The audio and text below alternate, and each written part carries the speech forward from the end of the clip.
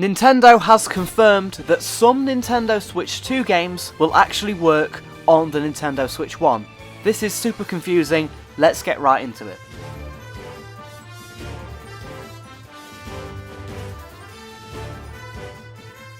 Before we get started with today's video, I just want to thank everybody for their support. If you've subscribed recently or liked or commented, it really does help out the channel, so thank you for doing so.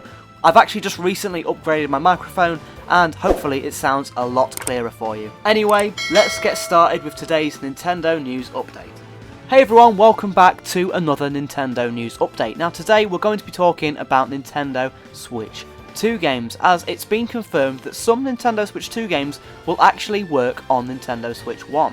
So we know that Nintendo Switch 2 games are going to be these red cartridges, but what we've just found out today is that some of these Nintendo Switch 2 games will actually work on the Nintendo Switch 1. Developer Marvelous is bringing their game Rune Factory Guardians of Azuma to Nintendo Switch 2, and they've confirmed that the cartridge in the Nintendo Switch 2 case, the game that you buy when you buy the Nintendo Switch 2 version, that will also work in the Nintendo Switch 1, and it will just download whatever version you actually need and what it suits your console, basically. Marvelous made a post on one of their blog sites, I believe, and they said, what is the physical Nintendo Switch 2 edition?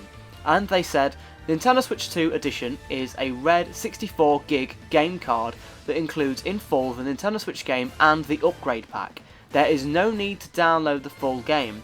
Simply insert the game into a Nintendo Switch or a Switch 2 console and the correct version will launch automatically. Like most modern titles, there will be small updates or patches available at launch to provide minor fixes and improvements, but rest assured the complete game is on the game card ready from day one. And you might notice at the very bottom of the box, it does actually say that it's compatible with the Switch 1 and the Switch 2, but it's in very, very small writing. Now, I feel like this is going to be quite confusing for people in a shop. They'll just believe that this is a Switch 2 version and they'll try and find a Switch 1 version.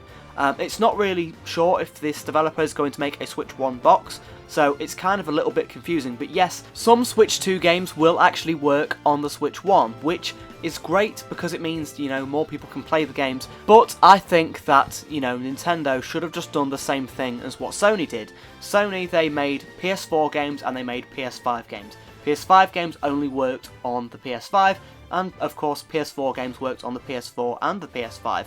I feel like that's what they should have done here. It just makes things a lot more, simple and easy to understand for people buying the game. This is something that is also stated on the Nintendo Switch 2 editions of Breath of the Wild and Tears of the Kingdom, but these games, obviously, when you put them into a Switch 1, won't have the upgrade packs that you'll get on the Nintendo Switch 2.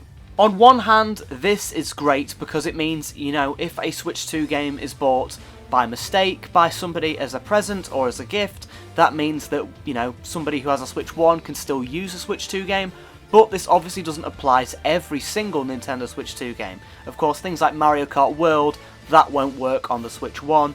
Donkey Kong Bonanza, that won't work on Switch 1 either. It's just select Switch 2 games will actually work and will actually function on the Nintendo Switch 1. I think this is really overcomplicated. I think that Switch 1 games should only work on the Switch 1 and the Switch 2, and Switch 2 games should only work on the Switch 2.